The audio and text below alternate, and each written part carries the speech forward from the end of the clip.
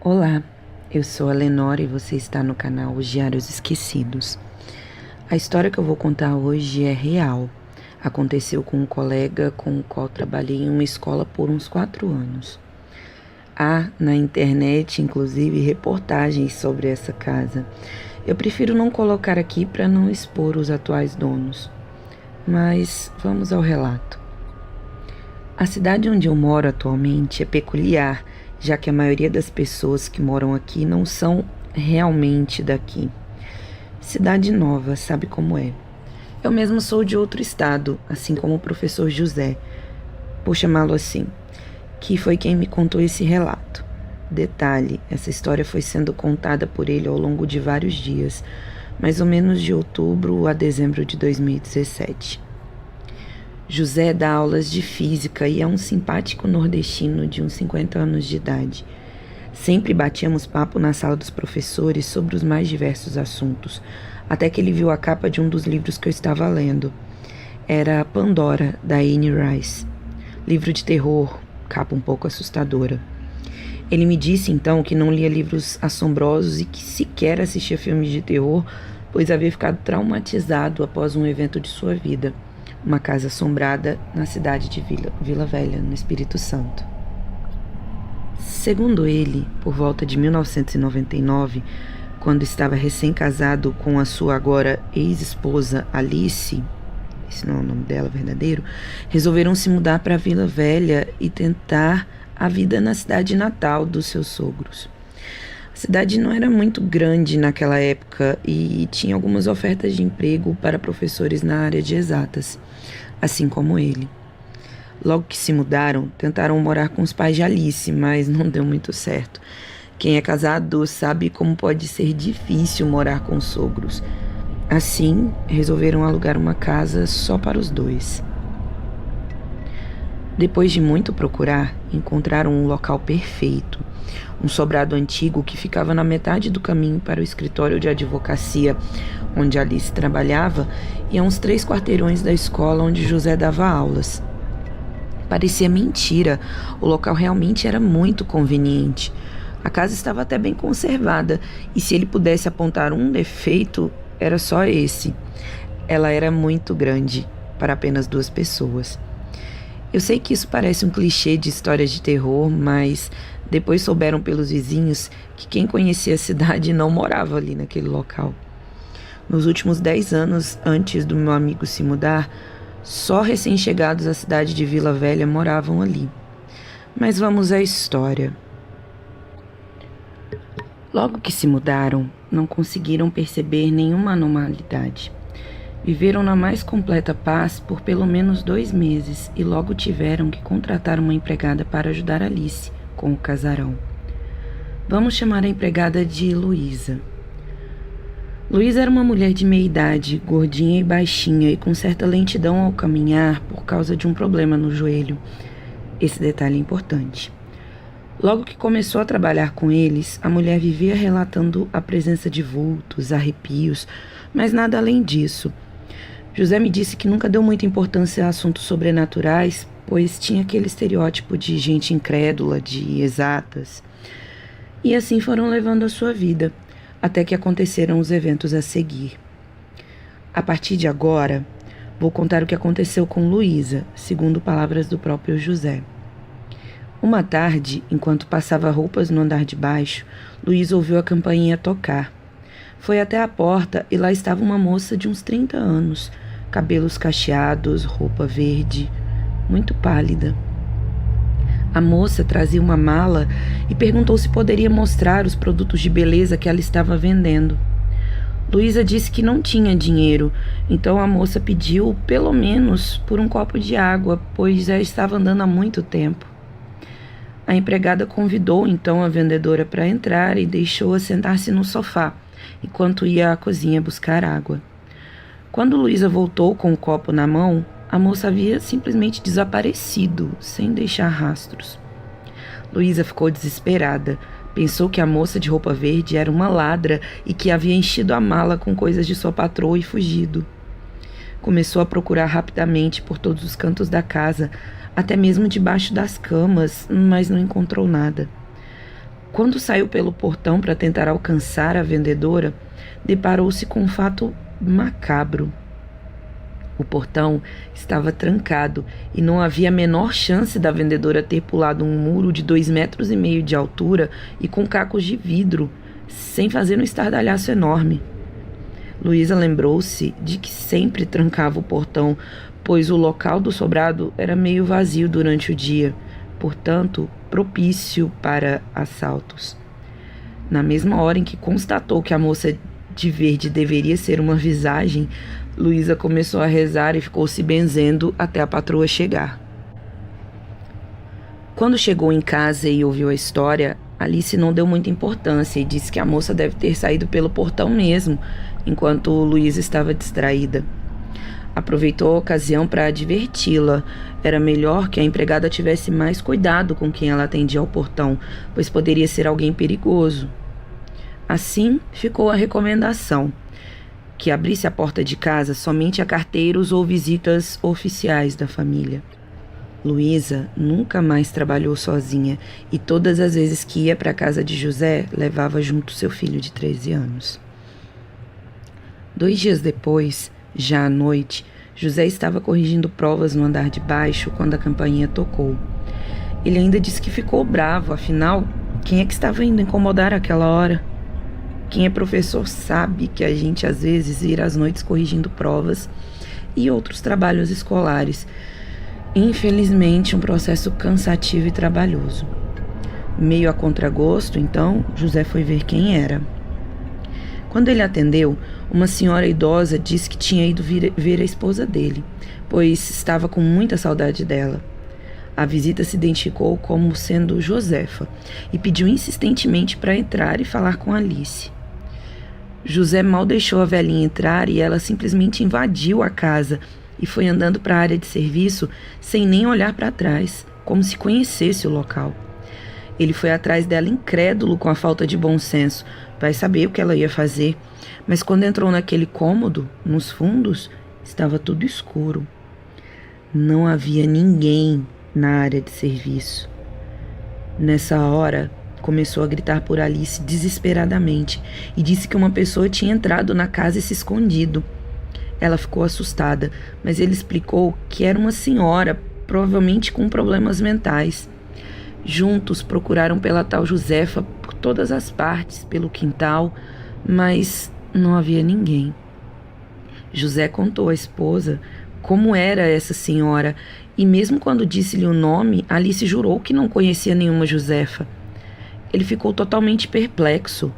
Não queria se passar por doido, mas foi exatamente o que aconteceu, na cabeça dele, pelo menos. Nem voltou a corrigir as provas, pois começou a ter enxaqueca na mesma hora. Sentou-se na sala, fumou uns cigarros e pensou longamente que poderia ter tido um episódio de sonambulismo, sei lá. Aí, o sono chegou. Naquela noite, ele sonhou com a senhorinha misteriosa, a tal Josefa, fazendo bolos calmamente na cozinha daquela casa. No sonho, ele se viu como uma sombra escondido atrás da porta, ouvindo enquanto ela cantava umas músicas religiosas. Parecia muito triste. De repente, no mesmo sonho, a velhinha virou para trás, abriu a porta onde José estava e gritou pausadamente: "Eu estou vendo você." Na hora, ele acordou. No outro dia, Luísa, a empregada, que já andava muito medrosa, nem quis ouvir a história de José sobre aquela senhorinha, então resolveu cuidar dos afazeres, mas nem por isso o dia foi bom para ela. Foi então que ela disse que estava na área de serviço lavando roupas quando ouviu uma risada de criança. Normal, poderia ser o filho dela que agora levava a lição de casa para fazer no trabalho da mãe. Só que tinha um problema. O filho da Luísa estava na sala, e isso ela só foi saber depois. E os risos vinham de uma despensa de panelas e utensílios que ficava perto do jardim. Ela logo pensou que se o garoto estivesse fazendo arte ali, ele iria ver só. Ouviu a risadinha novamente, chamou por ele e, como não houve resposta, foi lá verificar. Ela tinha explicado 1000 vezes para o filho que ele não poderia ficar andando pelo local porque os patrões poderiam achar ruim. Para pegá-lo, entre aspas, no pulo, Luísa escancarou a porta do cômodo de uma vez, já com o chinelo na mão. O susto maior para ela foi que não havia ninguém na despensa. Mas o pior não foi isso. Quando voltou ao tanque, disse que sentiu um arrepio nas pernas, como se um inseto tivesse voado e grudado na sua calça. Ao olhar para baixo, para verificar, quase capotou de susto. Debaixo do tanque, viu uma senhora velhinha, de olhos arregalados, toda encolhida, com a mão estendida perto da perna de Luísa. Estava de dia, o local era claro e dava para ver perfeitamente todos os contornos da velha. O mais assustador disso tudo era ela que estava rindo como uma criança. Lembra que eu falei que a Luísa tinha um problema no joelho? Pois bem, nessa hora, ao ver essa entidade, ela correu tão rápido que chegou ao portão em poucos segundos. O susto foi tão grande que ela nunca mais pisou na casa e, quando foi receber pelos dias trabalhados, não passou do portão para dentro. José me disse que a coitada passou a tomar remédio controlado para dormir por um bom tempo depois disso. Diante da natureza absurda dos acontecimentos, José e Alice resolveram então pedir ajuda. Na igreja dos pais de Alice havia um padre italiano muito fervoroso, conhecido por todos da cidade. Vamos chamá-lo de Padre Antônio. Padre Antônio foi informado da situação do casal e prometeu ir até o local para benzê-lo. Naqueles dias, José já estava crédulo em todos os santos e até se tornou devoto de Nossa Senhora Aparecida. E é até hoje devoto por causa disso. Chegou o fim de semana e o padre foi até a casa do meu amigo. Quando chegou na porta, o padre disse que sentia um peso muito ruim nas costas, como se algo tivesse se sentado em cima dele. O peso era tanto que ele estava quase curvado, com muita dificuldade para respirar, quase se arrastando pelos cômodos. Pensou que estava com a pressão baixa. Mas apesar do peso e sensação ruins, Antônio benzeu todos os cômodos, jogou água benta e pediu para os moradores do local rezarem o Salmo 94 todos os dias antes de dormir. Inclusive, quem é religioso diz que esse salmo é muito poderoso e que não devemos usá-lo se não for uma situação bastante séria. Pois bem, o padre fez tudo o que devia fazer, seguido pelo casal, e quando estavam saindo, todos sentiam no ar um cheiro sobrenatural de erva cidreira e papel queimado pairando, além de alguns ruídos de madeira rangendo no andar de cima. Apesar de ser uma casa velha, nada poderia ter explicado aquilo. O padre foi embora e começou a sentir-se bem logo que se afastou do sobrado. E mais um tempo se passou. José disse que depois da ida do padre, a casa mudou completamente. 2 meses de pura alegria se sucederam, sem visões, pesadelos ou aparições. Eles tinham, inclusive, contratado outra empregada, que vamos chamar de Maria. Maria era bem mais jovem que Luísa e, por isso, acabava o serviço mais cedo. Os patrões não chegaram a comentar com a moça sobre os fenômenos sobrenaturais, pois eles haviam simplesmente parado. Até uma determinada tarde. Maria estava passando roupas na sala e assistindo novela quando ouviu um barulho na garagem. Ao se dirigir ao local, viu que havia um senhor muito elegante parado perto do portão. Ela perguntou o que ele queria e ele disse que queria ver a Alice, e Maria pediu para que ele voltasse depois, que a patroa estava trabalhando. Deu as costas e entrou. Quando atravessou a garagem e entrou pela porta, Maria viu, no topo da escada, o tal homem elegante.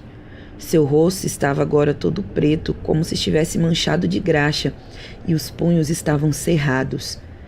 Enquanto Maria tentava entender o que estava enxergando, essa entidade pulou de cima da escada, caiu no hall e rastejou lentamente para de trás do sofá, como se fosse um lagarto. Pelo menos foi essa a descrição que ela deu. Depois, simplesmente sumiu. Maria tinha a impressão de que ele não podia vê-la, e segundo a moça, aquilo foi absolutamente real e tão assustador que assim que conseguiu se recompor, pediu socorro à vizinha da frente, aos prantos, onde ficou até os patrões voltarem. Por mais que dependesse do salário para sustentar a família, Maria pediu demissão também e José precisou levá-la ao hospital para tomar calmante na veia, tamanho susto em ver aquela entidade. Diante de tantos acontecimentos sem explicação, José e Alice tentaram conhecer a história do casarão, perguntando aos vizinhos, sobretudo aquela senhora a quem Maria pediu socorro. Ela não sabia exatamente de qualquer morte violenta no lugar, só que aquela casa era uma das mais antigas do bairro. A dona da casa havia morrido há muito tempo, nos anos 80, e de causas naturais. Infelizmente, só foi encontrada dias depois. E houve uma enorme disputa judicial dos filhos pelo imóvel, a tal ponto que se tornaram inimigos. Um deles, o mais velho, havia sido assassinado em Vitória e muita gente jurava que foi a mando de um dos irmãos. Será que a tal velhinha era a antiga dona da casa? O problema maior é que tanto ela quanto o homem haviam entrado na casa chamando por Alice, o que tornava tudo muito mais macabro. Por mais que a casa fosse conveniente para ambos, resolveram então que aquele ali não era lugar para começar uma família. Pagaram a rescisão do contrato de aluguel e ficaram 3 dias no hotel até conseguirem alugar um pequeno apartamento no centro, onde nunca passaram por qualquer fenômeno paranormal. Anos depois, já separado, José me contou que estava lendo notícias sobre a cidade de Vila Velha e viu um especial turístico sobre casas e arquitetura da cidade. Qual não foi a surpresa dele ao ver, estampada na capa do site, a sua casa antiga. Na chamada, ele leu que aquele casarão, hoje inabitado, é conhecido como um dos locais mais assombrados de todo o Espírito Santo. Bom, essa foi a minha história. Vocês têm alguma teoria do que seria esse lugar? Conhecem histórias como essa?